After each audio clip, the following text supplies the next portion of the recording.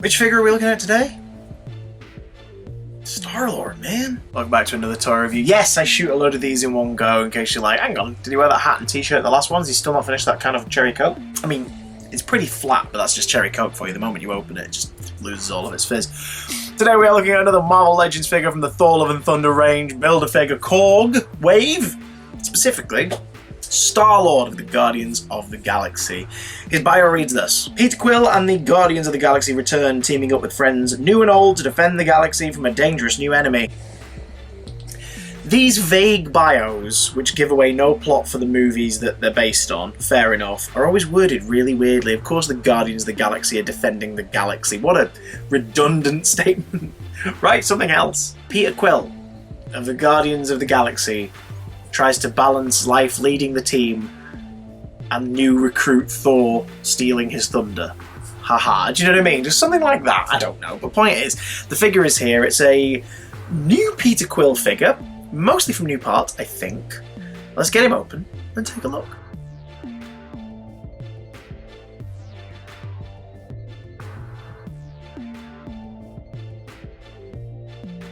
Okay, one of three Guardians of the Galaxy figures in this wave. Peter Quill, Groot, and Ravager Thor. This guy is, well, he's odd. Let's take a look at the articulation. Peter Quill bends and pivots at the ankle. He also has a twist in the boot. A double knee joint swivel at the top of the thigh, moves in the crotch. He has waist articulation. He has a rib crunch hidden beneath, well, you'll find out. He has a swivel at the shoulder. He moves at the top of his arms. He has a double elbow articulation and moves at the wrists as well. His head is thankfully not on that double ball jointed peg thing they keep doing. It's just on a peg. Which is nice. A few things about him. He's got a couple of reused parts here, namely the legs. The majority of his leg sculpt is the exact same as older Peter Quill figures from previous releases. The upper torso is where we get to the mostly new parts, including the sculpts of his coats and sleeves, which are very detailed. They've got these different patches on them, more metallic pieces that are all separate rubber, just kind of sitting in position. He's got this ammo belt. It's honestly kind of a pointless accessory. I think it's a callback, costume-wise, to the bag that he used to wear, like the strapped bag that he used to wear from the first wave. Was it a bag? Yeah, it's the 2014 Peter Quill. That's a bag. It's a bag. So there's a practical reason for the straps all around him, whereas here it's just sort of a strap that moves around a lot. Okay. Because of the rubbery material of the coat and the fairly wide armholes near the shoulders and the belt being loose, you can take the coat off if you wanted, which reveals that yes, he does have a rib crunch, but it's hampered somewhat by this rubber vest sculpt that's on the front. Which again, for display, makes sense. Like, look, there he is in this new costume. He's got a red jumper underneath. When you take it off, it's like he's wearing a bib. You could unpeg the vest, I assume. I don't want to risk it. So if you just wanted that and maybe replace the arms with something a bit more simple, give him a red jumpered look, you could do that too. Customizers, go crazy. Peter Quill comes with a couple of accessories, namely his blasters, which have been a standard thing for pretty much every Star-Lord figure, and is the exact same sculpt as all of them, although the colour scheme is a wee bit different. He also comes with the right arm of Korg, which is pretty much like the left arm of Korg. Let's get to the weirdest part of this figure, the sculpt. Take a look at that.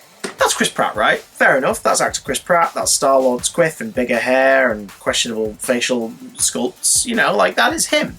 But now look at this sculpt of him from the Ego Star-Lord 2-pack from Guardians 2. Here's the new one, that's that one. Who the hell is this? Who is this weird ginger version of Sabretooth? And what has he done with Star-Lord? I call this the Rey effect. I've got a few figures of Rey from the Star Wars sequel trilogy.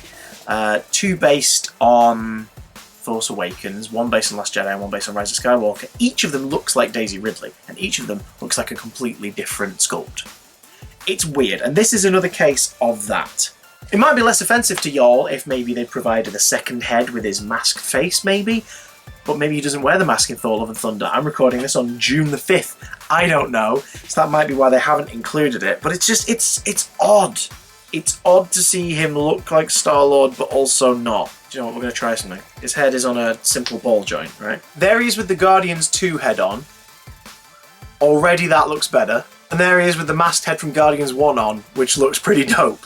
So basically, if this sculpt is giving you a weird Uncanny Valley vibe like it is for me, and you've got a spare one of these knocking about, just switch them out. That being said, it's not a bad looking figure, even with the head thing giving me weird vibes. Do I think he's an essential pickup? I think if you haven't managed to pick up a Star-Lord before and you like the character, then sure, he is out right now in a Thor toy wave, so grab him. But if you'd rather wait for an inevitable Guardians of the Galaxy 3 wave, chances are we'll get that. I've got to say though, the other figure from the Guardians that's in this wave, and the last one we need to get for this collection, is Groot, Teenage Groot. If you didn't pick up the Toys R Us, where is he? He's up there. If you didn't pick up the Toys R Us 3-pack of Thor, Groot and Rocket from Avengers Infinity War, you won't have Teenage Groot in the Marvel Legends line. So he's a hard one to get hold of. It makes sense that he's included in this wave with a few tendril accessories. We'll look at him when we get him. There have been 3 Star-Lord releases. 4! There's been 4 Star-Lord releases prior to this. 2014 movie, 2017 movie, I didn't get hold of that one, the one with the longer coat and the scarf, I missed out on him. The smaller version of him, with just the jacket and everything, which is this one, which I got in a re-release line, the Build-A-Figure Hulk line for the European release. And then there is the version from the Ego 2-pack, which is just this figure again.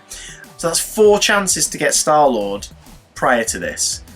This is the 5th one. Do you know who we only got 1 chance at getting if we collected a whole wave in 2017 and there's been no chance to get them since? Mantis. This could have been a Mantis re-release. She's in Love and Thunder. Or a Nebula re-release. She's only ever had 1 release as a Nebula-specific figure. No offense, dude. Like, you're cool, and I'm happy to have you in my collection. But you could have been Mantis. Ah, well. What do we think of the Star-Lord figure for Thor Love and Thunder? Do you like it? Did you find this review useful? Will you be picking him up? Have you already picked him up? Let me know down below. If you want to support me for more toy reviews, you can go to the links in my description, PayPal or Amazon wishlist, help buy me a toy and get a shout out in the video. Or you could help me in a way that's completely free and not an obligation whatsoever by giving this video a thumbs up and leaving a comment down below. I will catch you guys soon. Hopefully we'll get Groot sooner rather than later so we can review him and then review Korg and the wave as a whole. Until then, take care of yourselves. Tatty bye.